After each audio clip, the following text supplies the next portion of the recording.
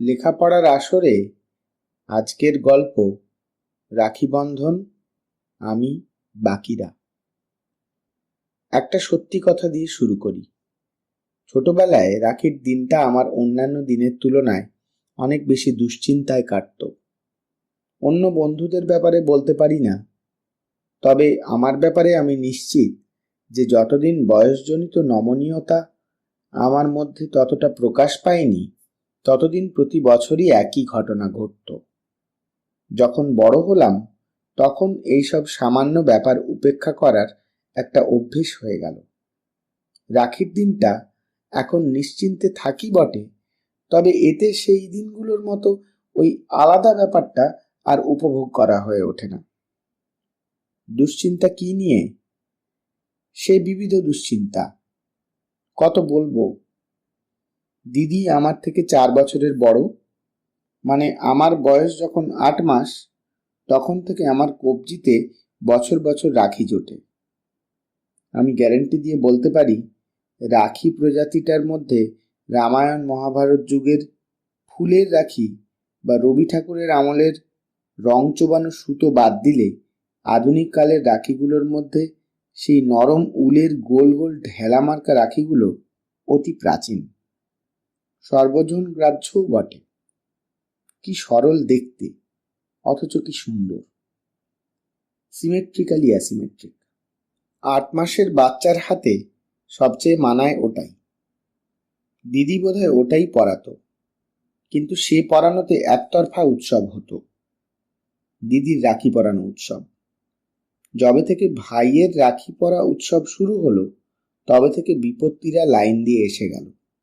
প্রথম প্রথম ওই একটা সুতোর ওপর গোল্লা রাখিটাই ট্র্যাডিশনে চলে আসছিল। সেটা সকালে স্নানের পর হাতে দিয়ে শুরু হলো দিন। স্বপ্নেও ভাবতে পারিনি কি আছে বরাতে। স্কুলে যাবার সময় লেট অনিবার্য, জামার হাতা গলাতে প্রায় 10 মিনিট কাবার, জামার পরে আবার ওই হাতাটা উল্টে দেখতাম তার গায়ে কটা রোঁয়া উঠে গেছে। অনেকগুলো হলে সেগুলোকে আবার তাল পাকিয়ে ওই ঝাঁকড়া আসল রাখিটার পেটে গুঁজে দিতাম। রাস্তায় যেতে যেতে যদি কোনোদিন পারেন তো নিজের হাতের কবজির দিকে তাকিয়ে হাঁটার চেষ্টা করবেন আর গুনবেন গন্তব্য অবধি যেতে যেতে কটা হোঁচট খেলেন। আমিও সেরকম রেঞ্জেই খেতাম। পড়তাম না, বাবা হাত ধরে থাকতো, কোনোদিন এজন্য বকতো না। বাবাও তো ছোট ছিল রে বাবা। স্কুল ভ্যানে উঠে ওই দিন মারামারি বন্ধ, হাত বাইরে ঝুলিয়ে বাজনা বাজানো যাবে না। সেই সিজনটা আবার বৃষ্টির। বৃষ্টি সামলে টিফিন বাক্সের প্লাস্টিক খুলে হাতে বেঁধেছি স্রেফ ওই সজারু রাখিটা বাঁচানোর জন্য। এমন দৃশ্য চোখে ভাসে। একদিন অনুপম বলল, তোরটা কিরকম হজমিগুলির মতো দেখতে, আমারটা দেখ, ফুলের মতো, আবার চকচকেও, জলে চুপসে যায় না। তোরটা তো টিফিন খেয়ে হাত ধোয়ার সময় চুপসে যায়। পরের বছর প্রথমবার ওই আইটেম বাতিল হলো। হাতে চড়ল স্পঞ্জের দোতলা রাখি, তার নিচে একটা ইয়াব বড় প্রোটেক্টর, রাংতা টাইপের জিনিসের। ঘড়ির প্রোটেক্টরের ফান্ডা কাজে লাগিয়েছি বুঝি। তার উপর 2টো লেয়ারে স্পঞ্জ দিয়ে ফুল করা। একদম টপ ফ্লোরে ঝুরি ঝুরি করে রাংতা কেটে ঝালোর মতো করা। ফিতেটা আগেরটার মতো দড়ি নয়, চওড়া আর সোনালি। অনুপম সে বছর বলেছিল, ভালো, তবে ওই স্পঞ্জগুলোরও কালার হয়, সবগুলো সাদা হলে কেমন যেন লাগে। সেই বছরটাই সেদিন টিফিনে প্রথম 10 মিনিটে ওই ঝালরগুলোর 5টা 6টা রোঁয়া ঝরে গেল। সবকটা তুলে পকেটে পুরে নিলাম। আব্বুলিশ দিয়ে আর ফিরে গেলাম না। সারা টিফিন ধরে সেই রোঁয়াগুলো লাগানোর চেষ্টা করলাম। সেকেন্ড হাফের ক্লাসগুলোয় প্রেজেন্ট দেওয়ার সময় বাঁ হাত তুলে ইয়েস স্যার বলতে হলো। ইনজিওর্ড হলে বেড রেস্ট নেওয়া আবশ্যক। ফেরার পথে এমনভাবে বাড়ি ফিরলাম, নামার সময় রতন কাকু মানে ভ্যানওয়ালা বললে কাকুকে পর করে দেওয়া হয় কি না? সেদিন মাকে বলেছিল, বৌদি ও শরীরটা বোধহয় ঠিক নেই, দেখবেন। সারাক্ষণ চুপ মেরে বসেছিল। পরের বছর আইটেম 1, কিন্তু কালার হাজার। স্পঞ্জগুলো সুদর্শন চক্রের মতো খাঁজ কাটা, প্রত্যেকটা চক্রে রামধনুর মতো রং। অনুপম নিরুত্তর। বহুবার আমাকে মারামারিতে প্ররোচিত করাতেও ব্যর্থ। এবছরই প্রথম অন্য দুশ্চিন্তা শুরু হলো। সর্বাণীকে নার্সারি থেকেই চিনি। বর্ণালীর জুড়ি হিসেবে, ছিচকাঁদুনে হিসেবে, আর যাকে দেখে আমার বিনুনি ধরে টানার ইচ্ছা। যদি এক কথায় প্রকাশ জানা থাকে তাহলে লেখকের সঙ্গে যোগাযোগ করুন। তো সেই বিনুনি ধরে টানার ইচ্ছা প্রবলতর হতো সেই হিসেবে। সে বছর টিফিনে কোনো রিস্ক না নিয়ে রাখি খুলে ব্যাগে রাখলাম। ধুলো মাখা ভূত হয়ে ফিরে এসে রাখি বের করে একা একা খানিক পড়ার চেষ্টা করলাম। আজও পারি না একা পড়তে, আর তখন তো কোন ছাড়। কোত্থেকে সর্বাণী উদয় হলো। দে, পড়িয়ে দিচ্ছি বলে হাতে বেঁধে দিয়ে জোর করে একটা চিমটি কেটে পালিয়ে গেল। ধরতে পারলাম না। রেগে মেগে বোর্ডে ওর নাম লিখে রাখলাম। যারা ক্লাস শুরুর আগে শান্তিভঙ্গ করেছে তাদের নামের লিস্টে। আমি মনিটর। স্যার এক এক করে কৈফিয়ত চাইছেন কে কি করেছে। আমিও বলছি। সর্বাণী। স্যার নামটা পড়লেন। আমি খানিক তোতলালাম। বললাম, ও স্যার, ও আসলে দৌড়োদৌড়ি করছিল। স্যার বললেন, কার সাথে? স্যার আরেকটা শিকারের গন্ধ পাচ্ছিলেন। বললাম, একা। বিচার সহজ হয়ে গেল। নগণ্য অথচ শাস্তিযোগ্য অপরাধ। একটা বেদ, ডান হাতে। আজও এই মুহূর্তেও আমি সব করে সেই শব্দটা শুনতে পাই বুকের ভেতর থেকে। দেখতে পাই সর্বাণীর চোখ দুটো ছলছল করছে। বেঞ্চে ফিরে যাবার আগে একবারই আমার রাখিটার দিকে তাকিয়েছিল সর্বাণী। ওর হাতের তালুর লাল রংটা তখন আমার রাখির সব রংকে ম্যাড়ম্যাড়ে করে দিয়েছে। পরের বছর 5-এ বোর্ডিং স্কুলে চলে গেলাম। কোনো রাখির দিনেই আর কখনো সর্বাণী আমাকে রাখি পরায়নি। তবু আশা করতাম প্রতিবার জাদু বলে যদি সেটা সম্ভব হতো। আমি স্যারকে উত্তর দিতাম, স্যার আমার সাথে। হোস্টেল জীবনে অনেক কিছু নতুন দেখেছি, শিখেছি। যেমন একটা হলো, এই বিস্কুট, চানাচুর আর কাজু কিশমিশের সঙ্গে রাখিও পার্সেল হয়ে আসতে পারে। শুধু আমার একার নয়, অনেকের আসতো। আমারটা পড়াতো সুবীর, আমিও ওরটা পড়াতাম। তখন সবে জ্ঞান বুদ্ধি হচ্ছে। হঠাৎ এই সম্পর্কে একটা নতুন শব্দ অভিধানে এলো, তুঁতে রাখি। শান্তিনিকেতনের ছাত্রছাত্রীরা আমাদের সঙ্গে সরাসরি যোগাযোগ রাখবে কিভাবে? কিন্তু তবু ওদের চৌহদ্দি থেকে এই শব্দটা আমাদের কানে এসেছিল অয়নের মাধ্যমে। ওর দিদি ওখানে পড়ত। ওই প্রথম বলে, কেউ কাউকে তুঁতে রাখি পরালে কেস জন্ডিস। প্রথম ধারণা হলো রাখি বস্তুটা শুধু ভাই বোনের জন্য নয়, সর্বজনীন। পরে দয়াময় স্যারের কাছে বহু বড় প্রশ্নে নয় পেয়েছি, এই লিখে যে বঙ্গভঙ্গের আমলে রক্ষাবন্ধন অনুষ্ঠান আবাল বৃদ্ধ বনিতার অক্সিজেনের কাজ করেছিল। দয়াময় স্যার সায়েন্সের স্টুডেন্ট ছিলেন। টাইফয়েডে ফাইনাল ইয়ার বরবাদ হয়েছিল বলে পরে ইতিহাসে মাস্টার ডিগ্রি করে বসেন। আমিও এইরকম আরও 2-4টে ফলাফল হয়েছিল হাইড্রোজেন বোমার মতো, প্রোটন অ্যাক্সিলারেটরের মতোই সাময়িক ছিল অ্যাটিলার একটি অভিযান। এসব গেঁজিয়ে নাম্বার বাগাতাম। তো ভালো। যা বলছিলাম, বঙ্গভঙ্গের সর্বজনীনতা ছাড়াও এই ক্ষেত্রে একটা ভ্রু কোঁচকানো সর্বজনীনতা আবিষ্কার করলাম রাখি বন্ধনের মধ্যে।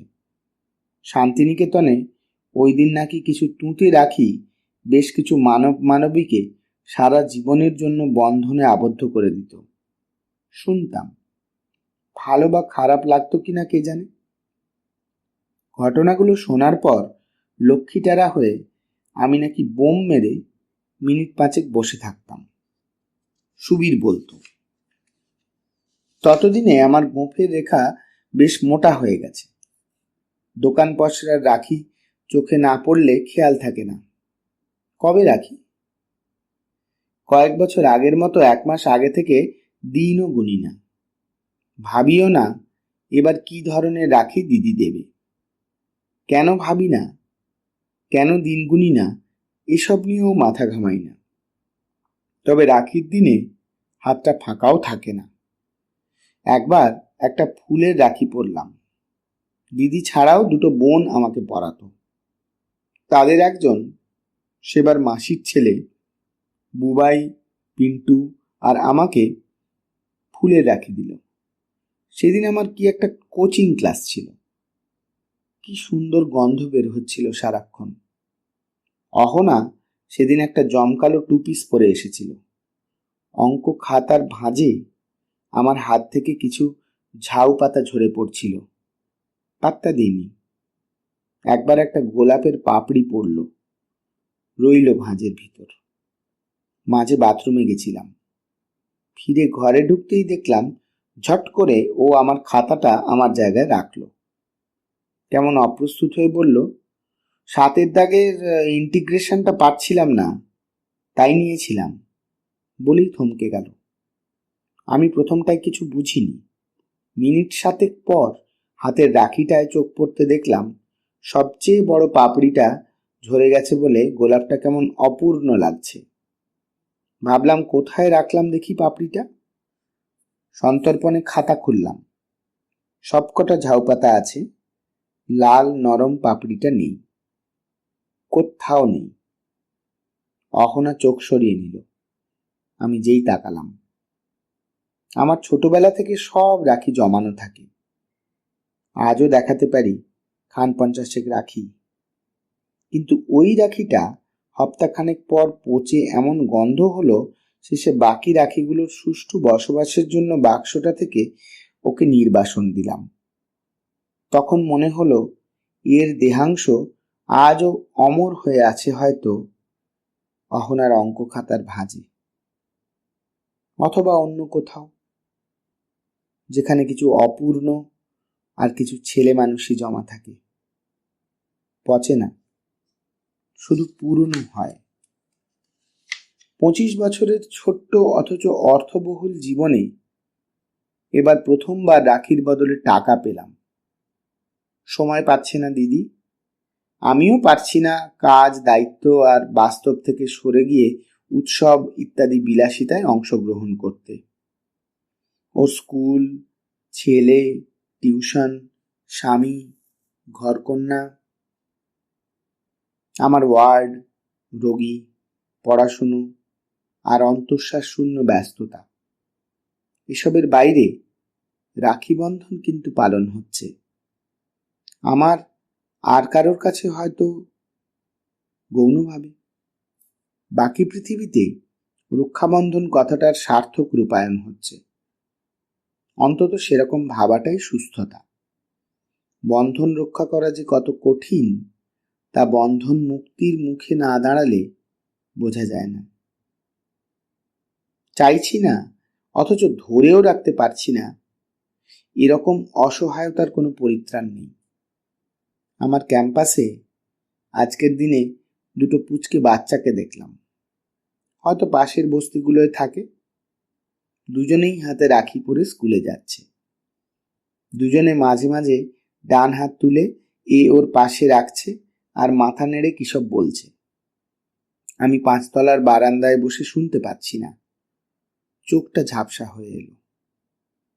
দেখলাম বাইপাসের ধারে এখন যেখানে মেট্রো এসেছে সেখানে আবার ঝিল হয়েছে। আমি, অমিত, অনুপম, অনির্বাণ, বীরেন, অভিক দৌড়ে যাচ্ছে। ঝিরঝির করে ভাদ্র মাসের রোদ্দুর মাখা বৃষ্টি পড়ছে। রতন কাকু চেঁচাচ্ছে, 5 মিনিটের বেশি নয় কিন্তু। স্কুল ভ্যানটা ফাঁকা দাঁড়িয়ে আছে। ক্রমশ দূরে চলে যাচ্ছে ওটা আমাদের থেকে। হঠাৎ ওরা সব কোথায় চলে গেল। আমি একা। কি জানি, কে একটা মেয়ে এসে আমার হাতে একটা রাখি গোছের জিনিস পরালো। খুব অদ্ভুত রাখি। মাত্র একটা লাল গোলাপের পাপড়ি একটা তুঁতে রঙের সুতোয় বাঁধা। পরিয়ে দিয়ে সে তার ডান হাতের চেটোটা দেখালো। একটা সরু লাল দাগ তাতে।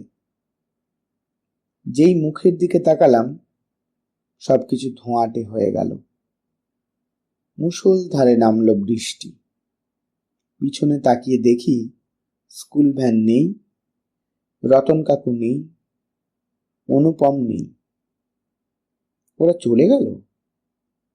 রতন কাকু কাউন্ট করেনি। অনুপম একবারও বলেনি, আরে বাপ্পা কোথায়? আমাদের ক্লাবের সামনে গিয়েও রতন কাকুর মনে পড়বে না, আরে এবার যাকে নামাবো সে কোথায়? এরা সবাই কি আমাকে ভুলে গেল? আমাকে না হলেও এদের চলে যায়। হয়তো তাই। হয়তো নির্বাসনের মধ্যেও একরকম ভালোবাসা থাকে, সে আরো নিঃস্বার্থ ভালোবাসা। হয়তো অপ্রাপ্তির মধ্যেও একরকম দুকুল ছাপানো পাওয়া থাকে, সে আরো সূক্ষ্মতর পাওয়া। হয়তোবা মিথ্যার মধ্যেও স্নেহ দৌর্বল্য থাকে, সে ক্ষমার্হ মিথ্যা।